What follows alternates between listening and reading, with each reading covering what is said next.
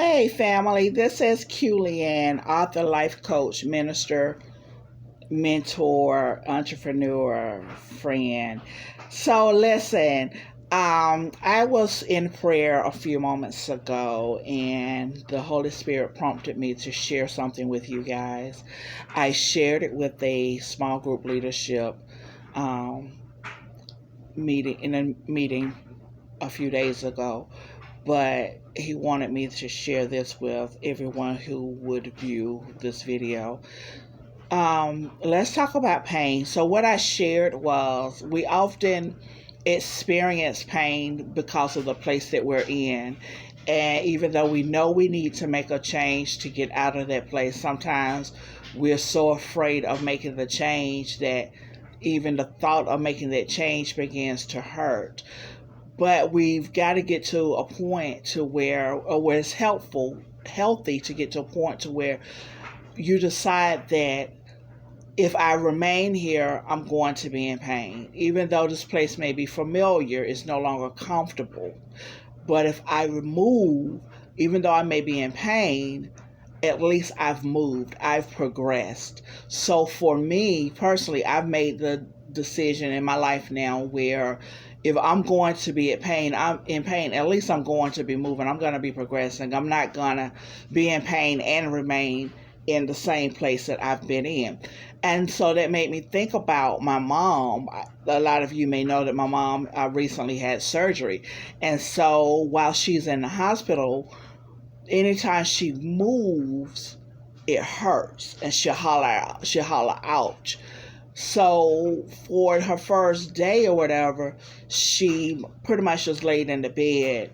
Her first day of surgery, she laid in the bed all day. But then whenever she would move, it hurt. But she was moving. She wasn't in pain as long as she was still, but when she started moving, it hurt. Okay. By day 2, mom was sitting up in a chair all day. I think they told me she sat up for like 6 hours straight. She sat up all day. Day 3, she sat up 5 hours, and they were able to get her up, and she was walking up and down the hall. She was in pain, but she was moving. She's progressing. By day 4, mom had moved so much and was getting not necessarily accustomed to the pain, but she was determined that she was going to move and progress, and she wasn't going to remain in the same place anymore. She was so determined that I was in the hospital with her. I slept there on this particular night, and I woke up one morning and mom was in the bathroom, and so I'm looking for the nurse, thinking the nurse is in there, or maybe the nurse stepped out in the hall to go get something. No, the door was shut, and so I was like, Mom, did you go to the bathroom by yourself? And she was like, yeah, but I used my walker. And it just blessed me, because here we are on day 4. Okay, now Mama, just 3 days ago you could hardly move up in the bed by yourself. It took 3 of us to move you up in the bed by yourself.